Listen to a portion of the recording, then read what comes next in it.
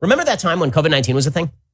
Remember? That was kind of a thing, right? I mean, we were locked in our houses from like the middle of March all the way till now. And we were told that if you go out in public and you breathe anywhere close to anybody without a mask, you're evil and you're killing grandma. And if you talk about reopening businesses, if you even talk about it, you're killing grandma. You're engaging in an experiment in human sacrifice. Weird how that all went away over the last week. Isn't that weird? You have Eric Garcetti, video of Mayor Eric Garcetti, who had locked down all of LA County for months on end, all of it. Restaurants shut down, nail salons shut down, businesses shut down, schools shut down.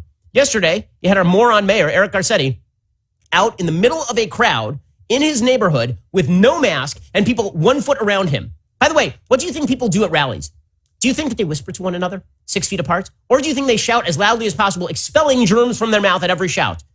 The entire rationale for, by the way, shutting down churches is that when people sing very loudly, they expel spittle, and that gets in other people's orifices, and that this conveys COVID-19. What do you think protests with tens of thousands of people do? What do you think that does? So you had Eric Garcetti doing that. You had Bill de Blasio out in public. You had Phil Murphy out in public. You had every lockdown advocate in America who's a Democrat out in public in the middle of large crowds, no masking, hugging people. Weird. It's almost as though I kind of think that your perspective on COVID-19 was now bullcrap, that you are full of it, that you actually don't think it's that dangerous. By the way, you know who else is picking up on that signal? Everyone in Los Angeles. I was on the freeway in LA yesterday. 85% of normal traffic. I'm not kidding. Over here on like the 405, 85% of normal traffic, like full on traffic down Ventura Boulevard. Because you know what? People pick up on the signal. You're not taking it seriously when you're obviously not taking it seriously. NPR printed a piece yesterday called Protesting Racism versus Risking COVID-19. I wouldn't weigh these crises separately. So apparently, and then they quote a supposed expert in the issue as saying that protesting racial inequality is very important because racial inequality kills people. But COVID-19 also kills people. But if you protest racism, you're also stopping COVID-19. Amazing, amazing. So basically, if I go out in a giant crowd and I pray, COVID-19 is going to get me. If I go out there and I read Torah this weekend with my family at a shul, COVID-19 is the most evil virus I've ever heard of.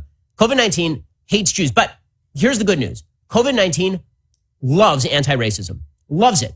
COVID-19 will just stop existing as soon as you're protesting racism. So if you go out there, and in some ways it's very anti-Jewish, it seems like COVID-19, very anti-Christian, very anti-Jewish. But in other ways, COVID-19 is really super virtuous. And the way that you know COVID-19 is really virtuous is that if you were at a lockdown protest, COVID-19 was not only going to kill you, it was going to kill your grandmother you're not associating with. But if you're at a protest that is anti-American racism, COVID-19 not only will not kill you, you are inoculating yourself to COVID-19. What an amazing woke virus. Why has this not been unleashed on America before? We shut down the most thriving economy in the history of the world. We put 40 million people out of work. This has, we know, severe health consequences. We know that if you put tens of millions of people out of work, you're going to get an uptick in suicide. You're going to get an uptick in domestic abuse. You're going to get a massive uptick in drug dependency. You're going to get a massive uptick in mental illness. You're going to get a massive uptick in people who are not going in for their vaccinations and their surgeries. We know all this because all of this happens to be factual.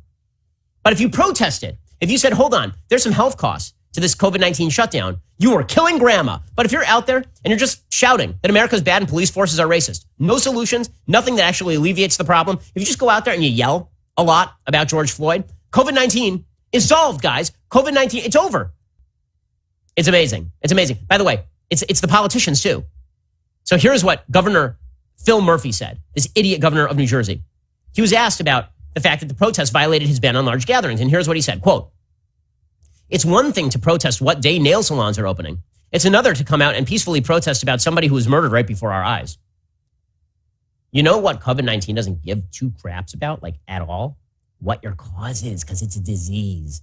So that was your entire argument. Your entire argument was, I can shut down churches and synagogues and leave certain businesses open because certain ones are essential and certain ones are not. Now he's just making clear he doesn't like churches and synagogues and he likes these protests. So he's going to allow the protests to go on, but he's going to continue to shut down churches and synagogues. If that same exact crowd went out and protested the lockdown, very bad, shut them down, they're creating COVID, right? This is what Gretchen Whitmer, the governor of Michigan, said. Well, if you're out protesting, you may spread COVID. We're going to have a bigger lockdown now because of that. But if you're protesting racism, police racism in a state run by Democrats, then, well, you know, COVID-19, we've stopped COVID-19 cold, guys. I mean, this is good news. COVID-19's over. We stopped it. Victory has been achieved. Incredible.